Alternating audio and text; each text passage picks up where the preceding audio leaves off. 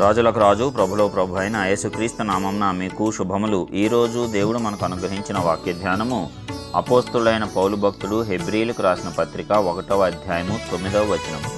నీవు నీతిని ప్రేమించితివి, దుర్నీతిని ద్వేషించితివి, అందుచేత దేవుడు నీ తోడి వారి కంటే నిన్ను హెచ్చించున్నట్లుగా ఆనంద తైలంతో అభిషేకించెను. ప్రియులారా, ఈ వాక్య ధ్యానాన్ని మనం పరిశీలించినప్పుడు మనము ఎప్పుడైతే నీతిని ప్రేమించి దుర్నీతిని ద్వేషిస్తామో అప్పుడు దేవుడు మన చుట్టుపక్కల ఉన్న వారందరికంటే మనల్ని అధికంగా హెచ్చిస్తాడంట. మనం అనుకుంటూ ఉంటాం, ఇతరులు మనకంటే సామర్థ్యం కలిగిన వారు, తెలివితేటలు కలిగినటువంటి వారు, వారికి తలాంతులు అనేకము దేవుడు ఇచ్చేశాడు, నేను ఒక్కటే చేయలేకపోతున్నాను, వారు అనేక పనులు చేస్తున్నారు అని సాధారణంగా మనం అందరము కూడా భావిస్తూ ఉండవచ్చుగాక. అయితే దేవుడు చెప్తున్నాడు, నీవు సమస్త విషయములలో నీతిని ప్రేమించి, ఒకవేళ నీకు లాభదాయకం అవుతున్నా సరే ఆ దుర్నీతిని కనుక నీవు ద్వేషించి, నీకు నష్టం తాత్కాలికంగా కలుగుతున్నా సరే ఆ నీతిని కనుక నీవు ప్రేమించావా, దేవుడు నీ తోటి వారందరికంటే నిన్ను హెచ్చిస్తాడు, ఆనంద తైలంతో నిన్ను అభిషేకిస్తాడు.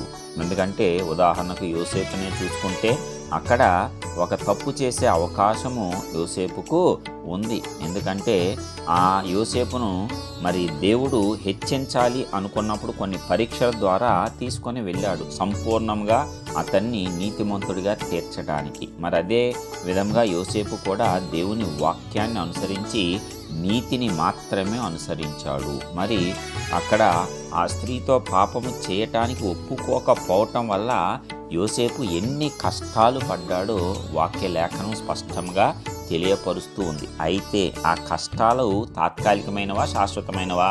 తాత్కాలికమే. కొన్ని సంవత్సరాలు మాత్రమే ఆ కష్టములు యోసేపును బాధించాయి. అయితే ఆ కష్టము తర్వాత యోసేపు అద్భుతమైన రీతిలో పరిపాలన కొనసాగించాడు. అనేక సంవత్సరాలు ఐగుప్తును, ప్రపంచాన్ని పోషించి అద్భుతమైనటువంటి రీతిగా పరిపాలన కొనసాగించాడు. కాబట్టి తాత్కాలికమైన కష్టాల నిమిత్తము నీ నీతిని నీవు వదులుకోవద్దు, అది దేవుడు మనకు చెప్తున్నాడు.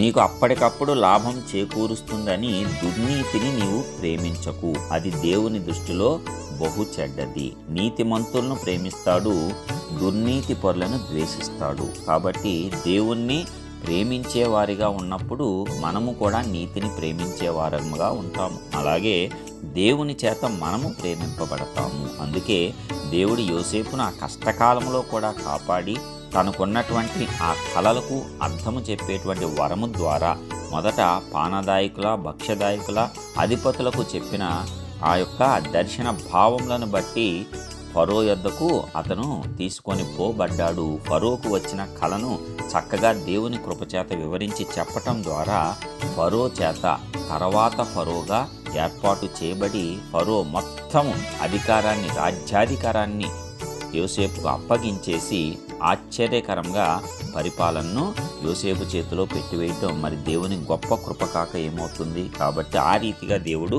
తోటి వారందరికంటే యోసేపును హెచ్చించాడు. నిన్ను నన్ను కూడా అలాంటి నీతిని ప్రేమించే వారముగా ఉంటే మన తోటి వారందరికంటే మనలను కూడా హెచ్చిస్తాడు, ఆనంద తైలంతో మనలను అభిషేకిస్తాడు. నూతన సంవత్సరం నుంచి ఈ నూతన వాగ్దానమును మనమందరము కూడా స్వతంత్రించుకుందాము, ప్రార్థించుకుందాం.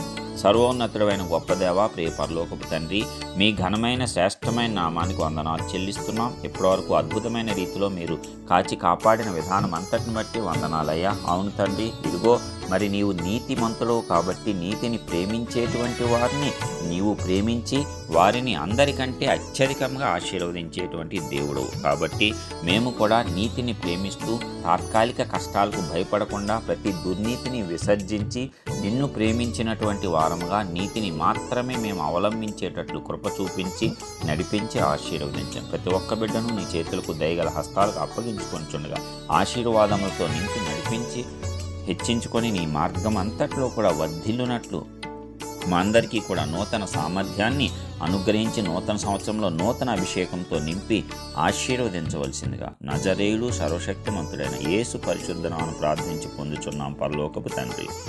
ఆమేన్.